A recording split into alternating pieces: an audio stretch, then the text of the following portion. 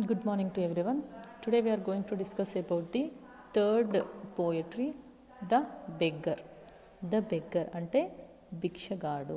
The Beggar is written by doctor Amangi Venugopal. Amangi Venugopal రాసినటువంటి poem the beggar. The beggar అనేది doctor Amangi Venugopal గారు భిక్షగాడు అనే పేరుతోని తెలుగులో రాశారు. దాన్ని ఇంగ్లీష్లోకి సురేందర్ గారు కన్వర్ట్ చేశారు. Okay, let's see the objectives. To introduce to the learners in making certain harsh realities our society is a house to. So మన సొసైటీలో ఉన్నటువంటి హార్ష్ అంటే ఎంతో హార్ష్ అంటే చాలా రూడ్గా ఉన్నటువంటి రియాలిటీస్, మన సొసైటీలో ఉన్నటువంటి కొన్ని నిజాలు మనము చూసి ఒప్పుకోలేము. అటువంటి రియాలిటీస్ని మనం తెలుసుకోవచ్చు. To acquaint them with various ways to emphasise with victims. So వాటి వల్ల ఎలాంటి పరిస్థితులు అవుతున్నాయి, ఎవరెవరు సఫర్ అవుతున్నారు అని మనం తెలుసుకోవచ్చు. To familiarize the learners with methods to strike and emotional chat with others. So అందరికీ తెలిసేలాగా ఎమోషన్స్ గురించి మనకి ఇక్కడ చెప్తున్నారు. To highlight the value of different poetic techniques like imagery, repetition. So ఇక్కడ పోయట్ ఇమేజరీ అంటే ఊహించి ఎలా చెప్తారో, తన ఊహతో ఎలా రైతుల గురించి ఇక్కడ చెప్తారు అనేది మనం తెలుసుకోవచ్చు. If you see the appetiser, we take food 3 times a day. మనం అందరం రోజుకి 3 సార్లు భోజనం చేస్తూ ఉంటాం. Have we while eating ever thought of the hands that grow those food grains. So మనం తింటూ ఉంటాం కదా, ఒక్కసారైనా మనం ఆలోచించామా అసలు ఈ పండించే వాళ్ళ గురించి కానీ, ఇంత గొప్ప పంటని తినడానికి మనకు తిండినిస్తున్నటువంటి వాళ్ళ గొప్ప చేతుల గురించి మనం ఒక్కసారైనా ఆలోచించామా?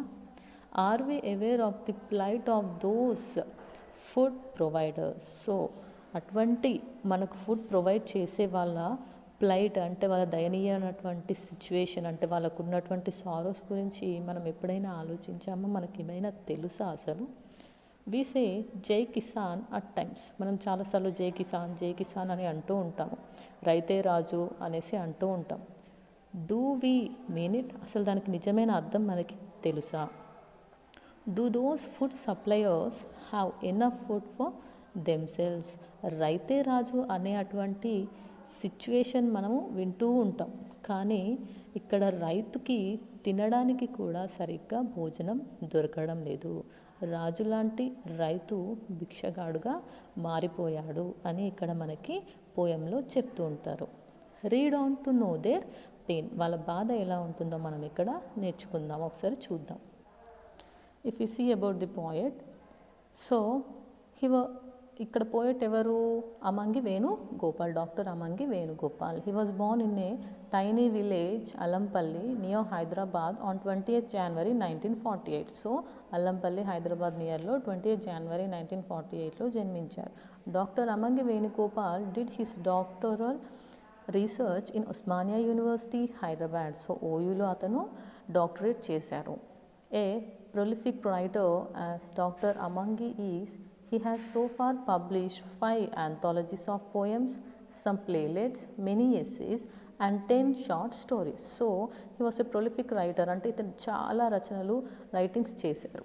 అతను 5 పోయమ్స్ ఉన్నటువంటి బుక్స్ని, చిన్న చిన్న స్టోరీస్ని, అంటే ఒక 10 స్టోరీస్ని, కొన్ని డ్రామాస్ అండ్ వ్యాసాలు ఇలా చాలా రాశారు. He has also donned the roles of translator and an editor. Translator అంటే ఒక లాంగ్వేజ్ నుంచి ఇంకొక లాంగ్వేజ్కి అనువాదం చేసేవాళ్ళు, అండ్ ఎడిటర్. అట్ 74 నౌ, 2021 అంటే 2021లో అతని age 74. He is still alive. He is still young at heart and involves himself in literary pursuits. So ఇప్పటికీ కూడా అతను వయసుకి 74, కానీ అతని హార్ట్ ఇప్పటి కూడా ఇంకా యంగ్గానే ఉంది. ఆయన ఇప్పటికీ ఇంకా చాలా లిటరరీ వర్క్స్ని చేస్తూ ఉన్నారు. He is the first recipient of the award instituted by the government of Telangana in honour of Kaloji Narayanarao in 2015. So ఇతను అవార్డ్ తీసుకున్నాడు మన గవర్నమెంట్ చేతుల మీదుగా. Okay, so let's see about the poem. Penned by doctor Amangi in Telugu. So ఇతను తెలుగులో ఏమని రాశాడు అంటే బిచ్చగాడు. And rendered into English by Ellanaga doctor N Surendra as the beggar. The poem portrays the pathetic plight of farmers. So ఈ పోయంలో pathetic plight of farmers యొక్క దయనీయమైన సిచ్యువేషన్ మనం చూడొచ్చు. కన్సిస్టింగ్ ఆఫ్ జస్ట్ 16 లైన్స్, అంటే పోయం 16 లైన్స్లో ఉంటుంది. The poem depicts the difficulties farmers face in a touching way. So వాళ్ళు ఎన్ని కష్టాలు పడుతున్నారో మనల్ని కదిలించే విధంగా చూపిస్తారు. Imagery and repetition are used effectively to highlight the struggles and sufferings of farmers. So farmers యొక్క సఫరింగ్స్ గురించి, వాళ్ళు పడే కష్టాలు అవన్నింటిని మనకు ఊహించి చాలా బాగా వివరించారు.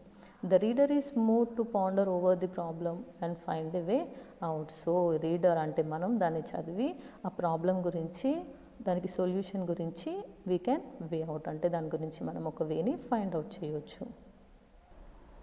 Let's go through the poem. ఒకసారి పోయంని చూసుకుందాం. Have you sighted any one with shadows in his dusky eyes. Have you sighted any one అంటే have you ever seen any one, మీరు ఎప్పుడైనా చూసారా, ఎవరిని చూసారా అని అడుగుతున్నానంటే with shadows in his dusky eyes అంటే కళ్ళ కింద నల్లగా మారిపోయి, కళ్ళు మొత్తం బాధతో నిండిపోయి, అంటే ఆ కళ్ళలో మనకు వాళ్ళు చేసే అటువంటి కష్టము, వాళ్ళు పడే బాధ అనేది మనకు కనబడుతుంది. అలాంటి కళ్ళని మీరు ఎప్పుడైనా చూసారా? బయటికి చెప్పుకోలేకుండా ఎన్నో బాధా సంఘటనలు, బాధని కలిగించేటువంటి దుఃఖం మనసులో ఉన్నా కూడా కళ్ళలో ఉన్నటువంటి బాధని మీరు ఎప్పుడైనా చూసారా? Spotted anyone with hunk back holding some soil in his hand that give life to earth. Spotted anyone అంటే మీరు ఎప్పుడైనా గమనించారా లేదా చూసారా? విత్ హంక్ బ్యాక్ అంటే నడుము మొత్తం వంగిపోయి గూనిపోయి ఉంటారు కదా, అలాంటి వాళ్ళని. Holding some soil in his hand that give life to earth అంటే చేతిలో మట్టి పట్టుకొని, ఆ మట్టితో నిండినటువంటి చేతులు ఏవైతే ఆ మట్టి అని మనం అనుకుంటామో అదే లైఫ్. మనకు లైఫ్ అనేది ఆ మట్టి వల్లే ఉంటుంది, అదే లైఫ్ ఈ ఎర్త్కి కూడా. అటువంటి మట్టితో నిండినటువంటి చేతులు, వంగిపోయిన నడుములతో ఉన్న వాళ్ళని మీరు ఎప్పుడైనా చూసారా? Seen anybody living his blood tingled footprints. So మీరు ఎప్పుడైనా బ్లడ్తో నిండినటువంటి ఫుట్ ప్రింట్స్ని అంటే అడుగులని, ఖాళీ అడుగులను, కింద మన పాదం ఉంటుంది కదా, ఆ పాదం మొత్తం రక్తంతో నిండినటువంటి అడుగులని మీరు ఎప్పుడైనా చూసారా? సో ఈ వంగిన నడుములు వాళ్ళ యొక్క హార్డ్ వర్క్ని చూపిస్తూ ఉంటాయి. ఎంత దెబ్బలు అన్నీ తాకుతూ ఉంటే, రక్తం చిందిస్తూ కూడా వాళ్ళు చేసే వాళ్ళ పనులని ఆ ఫుట్ ప్రింట్స్ ద్వారా మనం తెలుసుకోవచ్చు. Brother he is my farmer. Hello సోదరా, ఎవరతను అనుకుంటున్నారు? ఇదంతా ఇంత గొప్పగా ఉన్నటువంటి, ఇంత గొప్ప క్యారెక్టర్ ఉన్నటువంటి పర్సన్ ఎవరో తెలుసా? హీఈస్ మై ఫార్మర్, అతనే నా రైతు. ఏ ఫుడ్ గివర్ హీఈస్, అతను ఎవరో కాదు, ఫుడ్ గివర్, మనకి తినడానికి పంటను పండించే గొప్పవాడు. With ability to mitigate the skies hunger, ఎటువంటి వారికైనా ఆకలిని తీర్చే స్వభావం కలిగినటువంటి గొప్పవాడు. His stomach is full of infinite void, అందరి కడుపులో నింపే ఆ రైతుకి కడుపు ఖాళీగా ఉండిపోయింది, అంటే తన కడుపు మాత్రం నిండటం లేదు. His face replete with wretchedness. So అతని దుర్భరమైన సిచ్యువేషన్ని మనం అతని ముఖం చూసి అర్థం చేసుకోవచ్చు. మనకు తిండి పెట్టే ఆ భోజనం అనేది పండించే ఆ రైతు ఎంతో గొప్పవాడు. మన కడుపు నిండినా కూడా అతని కడుపు నిండలేని సిచ్యువేషన్లో రైతు ఉన్నాడు అని పారాగ్రాఫ్లో మనం తెలుసుకున్నాము. Next, the seeds he saw sprout as if they are his hands. అంటే తన చేతులతో వేసినటువంటి విత్తనాలు చాలా బాగా మొలకెత్తి ఉంటాయి, అవి మంచి పంటలను ఇస్తూ ఉంటాయి. When you wanted to gobble hot rice meal, have you seen a beggar at your threshold with severed hands. So మీరు వేడివేడి అన్నం ఆకలేస్తూ ఉంటే తింటూ ఉన్న సమయంలో ఎవరైనా బెగ్గర్ వచ్చి మీ గుమ్మం ముందు హ్యాండ్స్ పెట్టి అంటే చేతులు చాపి కూర్చున్నాడా?